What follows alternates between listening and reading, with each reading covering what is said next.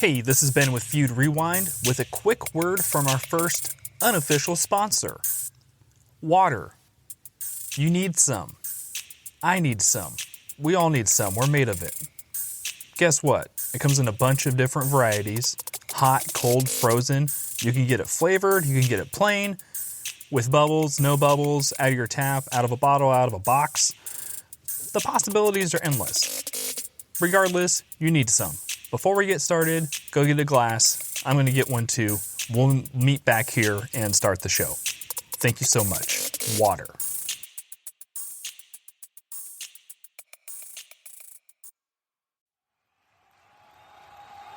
April 28th, 1987. The Edmund P Joyce Center in South Bend, Indiana is our stage for the evening, as 2 out of 3 falls tag match is our showcase bout. The Hart Foundation and the British Bulldogs have been tied to each other's hips for months at this point.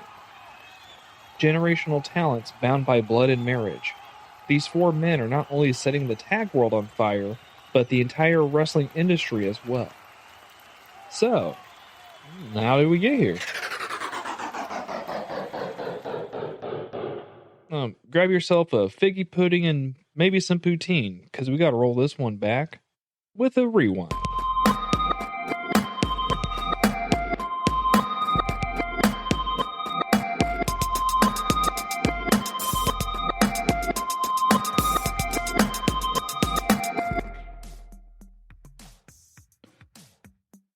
Welcome to the Feud Rewind. I am your host, Ben Zalance.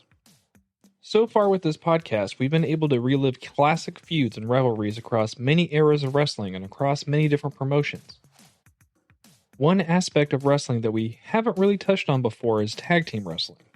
My initial instinct is to do a rewind on the Hardys versus Dudleys versus Edge and Christian feud that gave us the birth of the TLC match. That one is planned and is being worked on. That is such an iconoclastic rivalry involving 3 teams, it really demands time and attention, which it's getting. To whet our beaks, if you will, I instead submit to you this week a quarrel from the golden era of WWE that helped define the tag team division at that time. The Hart Foundation versus the British Bulldogs.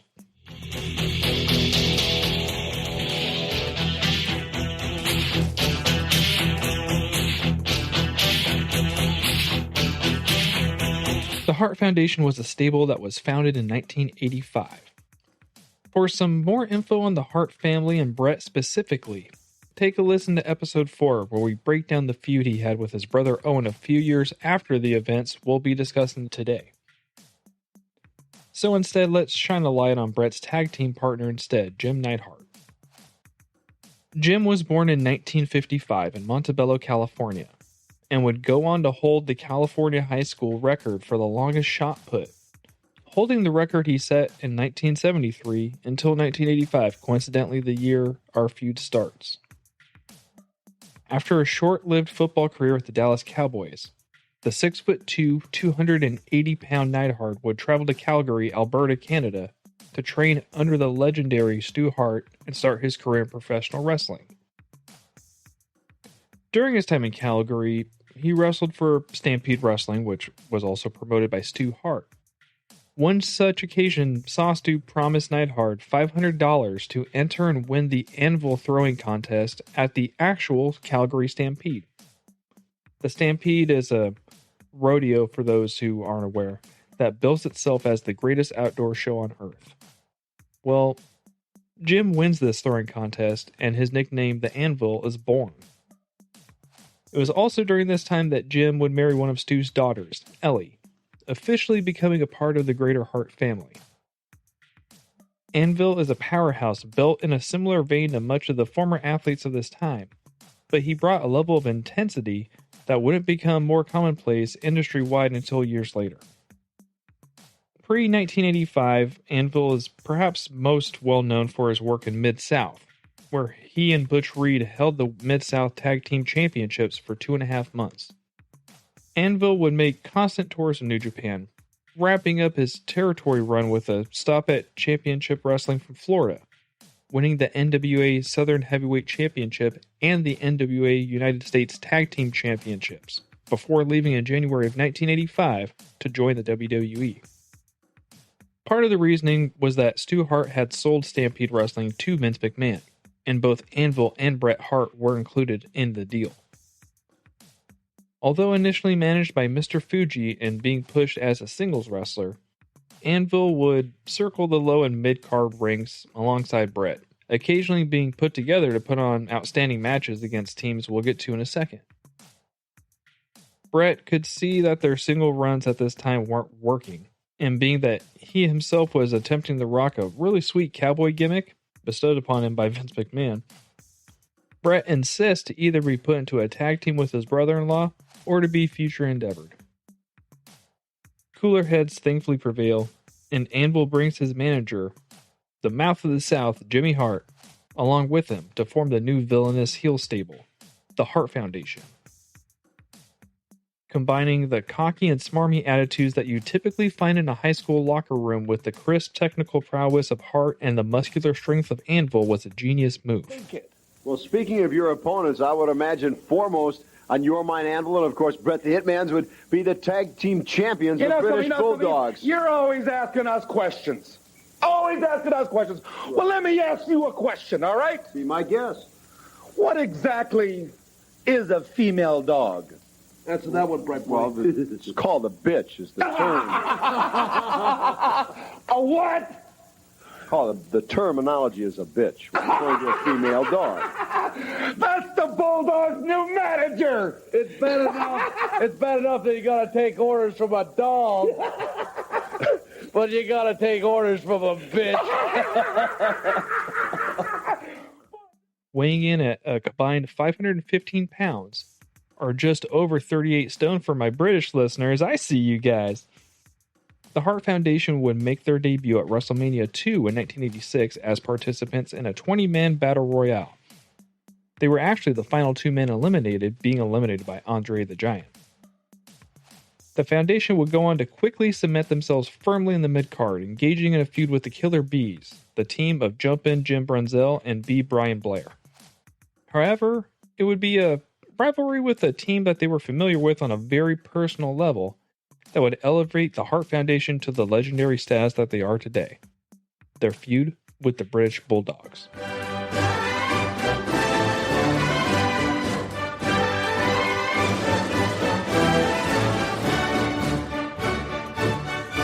Davey Boy Smith and Dynamite Kid were legit first cousins from Wigan, England.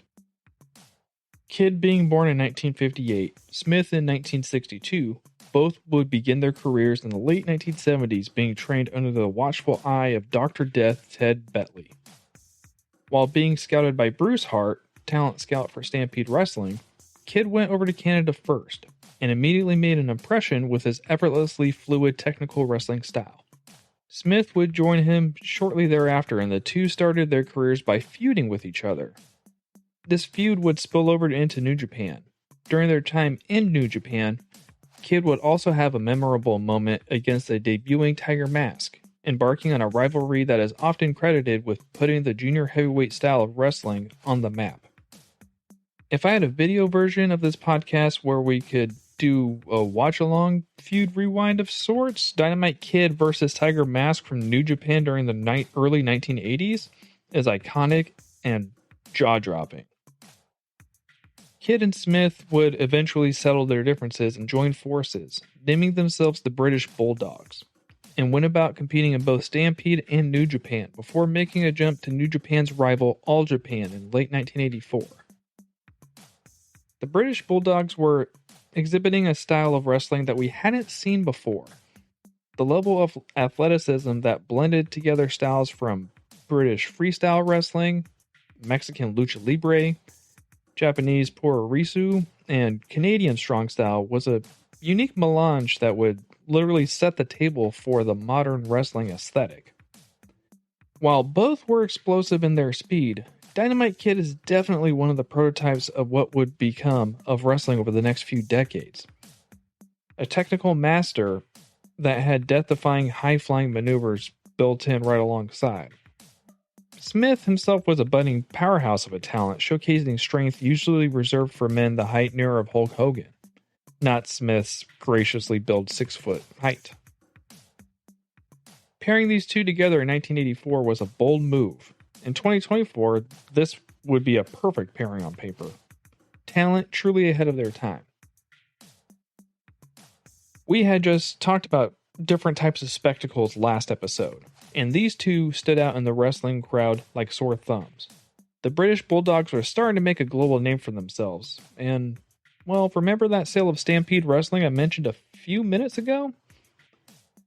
Brett and Anvil weren't the only talent to make the trip over to the WWE. In fact, most of the top of the Stampede roster was joining the Fed, and the British Bulldogs were no different. 1984 and 85 saw the Hart Foundation and the British Bulldogs constantly circling each other. Considering the history and the family ties that all these men have, the chemistry is beyond palpable. And then you add in generational talent on top of that? Do yourself a favor and go watch any of these matches from that period. We're not necessarily focusing on those matches this rewind, however. Most of these bouts were meant to showcase the otherworldly talent that these men possess, and it doesn't take crowds too long to rally behind our babyface team, the British Bulldogs.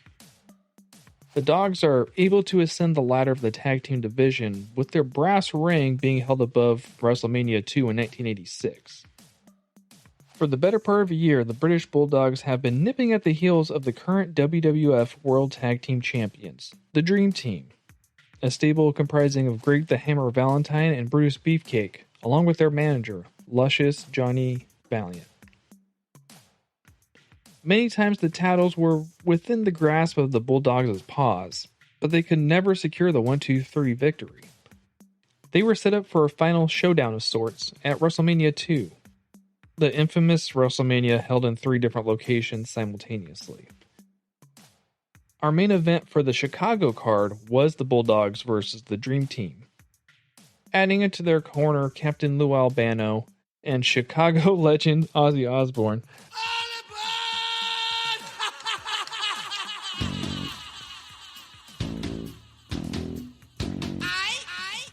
I can't believe I left that in the script.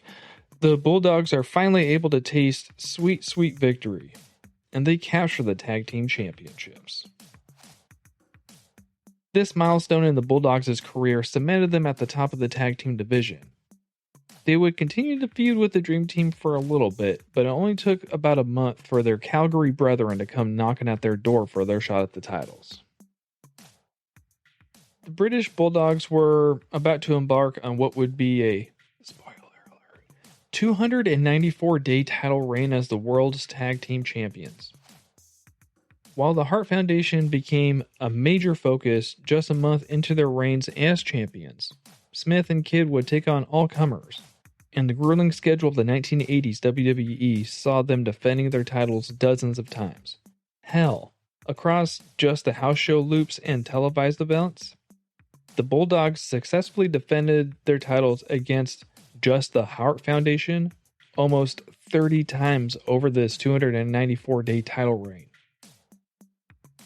This should be used as a harbinger of things to come, as it's on one of these defenses, a defense against the team of Cowboy Bob Orton and Don Morocco, that Dynamite Kid suffers a freak injury, albeit a very serious one, to his back. It's so serious that in the weeks following, he can't even get out of bed. There would be a few fill-in tag partners for Davey Boy while Kid was recuperating and waiting to receive surgery.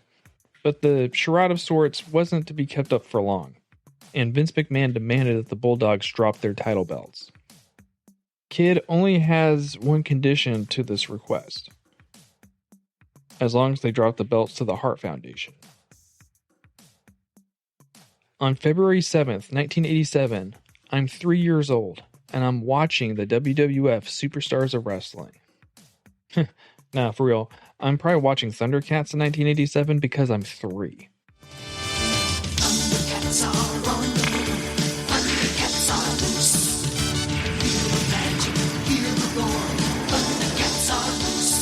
Anyway, the British Bulldogs are set to defend their tag team championships against the Hart Foundation. Kid and Smith are arrive down the rampway when Brett attacks Kid out of nowhere with Jimmy Hart's megaphone.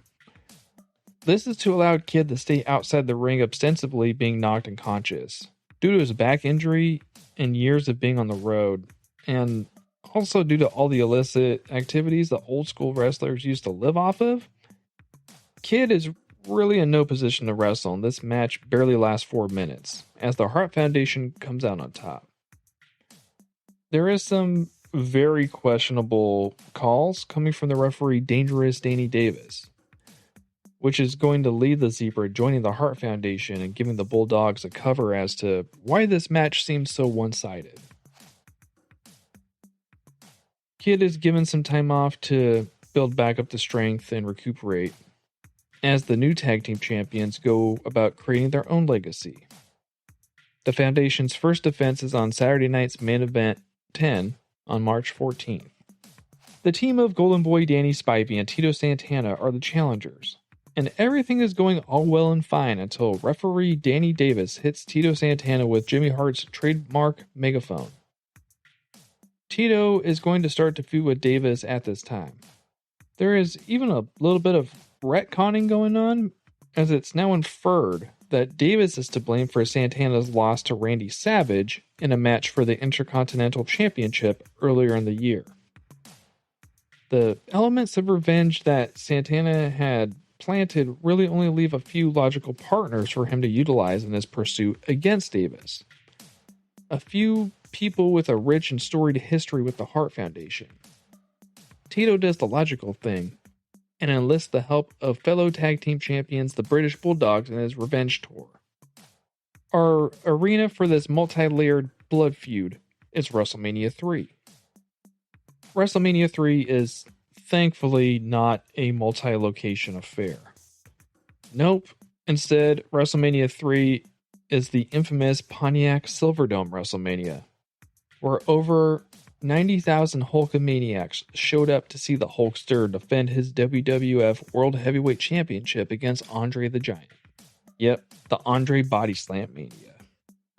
The mania that is considered to be the absolute pinnacle of the 1980s wrestling boom.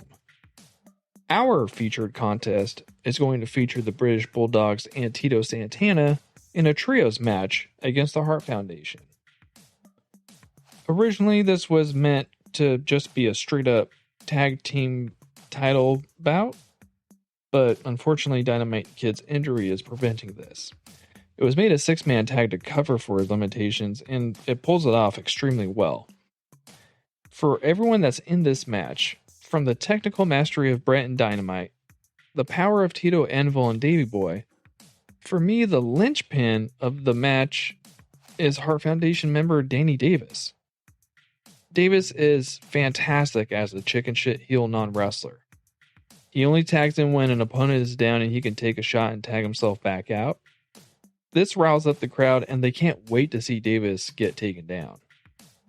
Tito Santana gets the hot tag and isolates Davis and puts the boots on him, much to the roaring approval of the audience. Davey Boy Smith tags in and lays down some hard boots on Davis as well, hitting him with his patented power slam for a 2 count that's only not a 3 due to being broken up by Brett.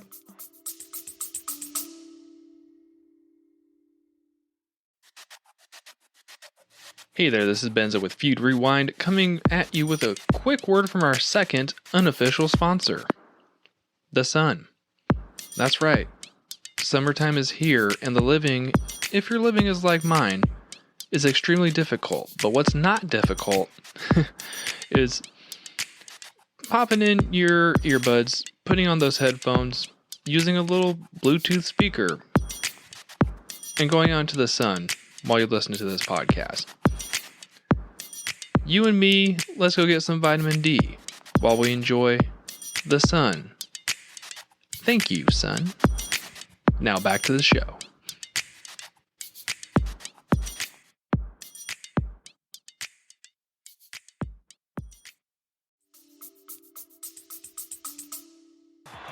From Davey Boy Smith.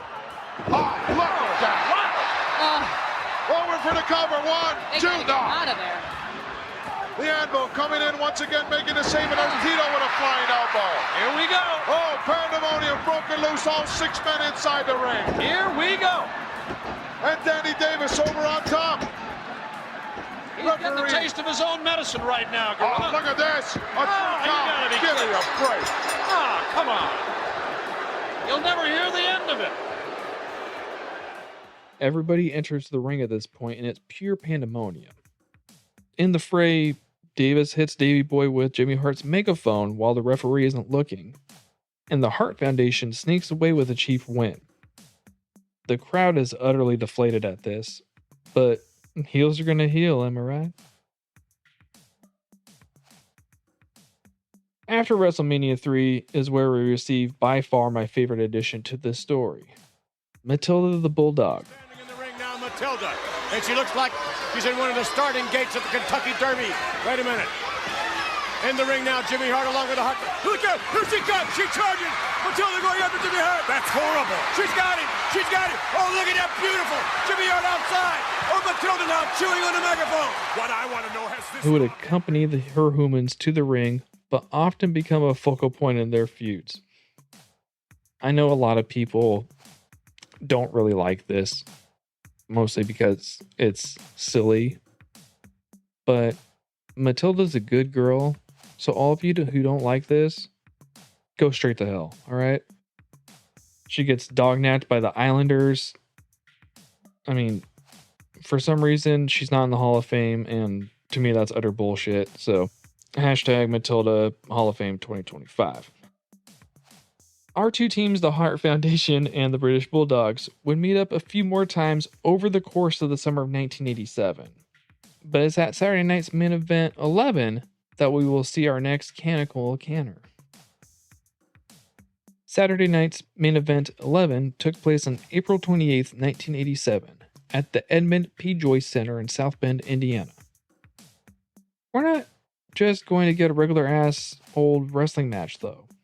Someone is smiling down upon us and bestowing us a 2 out of 3 falls match for the tag team championships. Early on, Davey Boy is going to work the arm on Brett to start, but Brett does a slick reversal into a headlock, and Davey reverses this into a crucifix for 2. Brett cuts him off with a knee to the gut, and Neidhart beats on him. Brett with a backbreaker for 2, and he drops the leg, but Brett misses a blind charge, and Kid comes in. Dynamite with a short clothesline for a 2, and snap suplex for 2. But Neidhart comes in for a double team while Tito chases Danny Davis around. The ref calls for the DQ at 2:32 to put the Bulldogs up 1-0. We take a commercial break. No picture-in-picture Jones for us, but I digress. And we return with the second fall. And the Harts do a demolition elbow on Kid for 2. Hart cuts off the ring, and Brett does some classic healing, suckering Davey in for the distraction while Anvil cheats and chokes Kid out. Kid appears to have busted his nose somewhere here, so Anvil bites it, but Brett misses a charge and crotches himself. Hot tag to Davey Boy, and he beats on Anvil with a clotheslines for 2, and the delayed suplex gets 2. Anvil cuts him off again, and the Harts double team him in the corner. But Anvil hits Brett by mistake, and Davey brings Dynamite in and presses him into Neidhart for the pin at 9:47. Chico in that ring, totally illegal, and referee Joey Morello lets him by with it. The tag was made. Look at this. The legal man in the ring. The cover 1, 2, 3. Look at that. I don't believe it. I can't believe it. Finally, it has come back to the British Bulldogs. Finally, once again, let's go to the ring announcer. Ladies and gentlemen, the winner of the bout in 2 straight falls, the British Bulldogs. Both Vince and Jesse Ventura on commentary, as well as the crowd, thinks that the title has changed hands. But since the first fall was a DQ, this negates the title change? Disqualification in the first fall. The British Bulldogs win the match, but they don't win the title. You can't win the title on a disqualification. I forgot all about that. You're right about the reason this sounds confusing is because it fucking is. This was not actually a rule previous to this match, and very shortly after this match, within the span of a couple years, there's actually going to be 2 very notable tag team title changes that happen with DQs in 2 out of 3 falls match. Like I said, it's a little weird, but if you were alive in the 80s, it was hella weird. Mechanically, this is going to bring us to the end of our feud. After this, the 2 teams would touch gloves again here and there, most notably at both 1987's and 1988 Survivor Series pay-per-views. Since our 2 teams were in matches with other teams, I don't consider those necessarily canonical to what we've discussed today. While on paper this feud might only seem to last a handful of months, these performers have ties going back years, so the payoff in the ring makes that much more weight. It truly is nothing short of tragic that Dynamite Kid suffered that injury that he did. One could only imagine the type of run both the tag team and himself as a single star could have had if he had stayed healthy. I would suggest that, at least for both iterations of these 2 stables, this would be their pinnacles, as they would never reach the same heights collectively, mostly due to various injuries. Separately, entirely different stories. Bret's latter career we begin to cover once again in episode 4. I humbly suggest you go to listen to that. Unfortunately, when we're rewinding feuds, rivalries, moments from eras and decades that were all well behind us now, it can lead us to some sort of somber endings. For the rest of the 3 gentlemen in our feud, it is indeed a bittersweet part of their endings to this episode. For Jim the Anvil Neidhart, he would stay in the WWE with the Hart Foundation and then the new foundation, the stable he formed with Bret's younger brother Owen. He would continue wrestling for the Fed and WCW until 1988, after which he would wrestle on the Indies periodically until 2016. I always loved Anvil, particularly for his laugh, and he was the much needed heavy for the Hart Foundation. He was a brick shithouse of a man with a tremendous power and an infectious smile. The Anvil unfortunately passed away in 2018 at the age of 63. His legacy, however, still lives on our screens to this day in the form of Natalia, his daughter. Both Davey Boy and Dynamite would leave WWE in 1988 before Davey Boy would return in 1990 as the British Bulldog. Singular. I would imagine some of you listening are now having the realization moment about why I was referring to 2 men being the British Bulldogs this entire time. Davey Boy had trademarked the name during his first run in the Fed when he was still with the tag team. He was doing this so Dynamite wouldn't do the exact same thing when they would inevitably split up. This would cause such a deep and dark rift between Davey Boy and Dynamite that Dynamite Kid himself would never return to the WWE.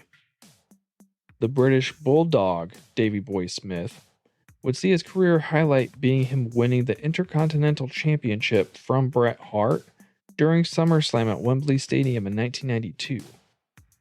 Due to WWE becoming a ratings hit on Sky Sports in the UK, this made for one of those movie moments that are best seen to be believed.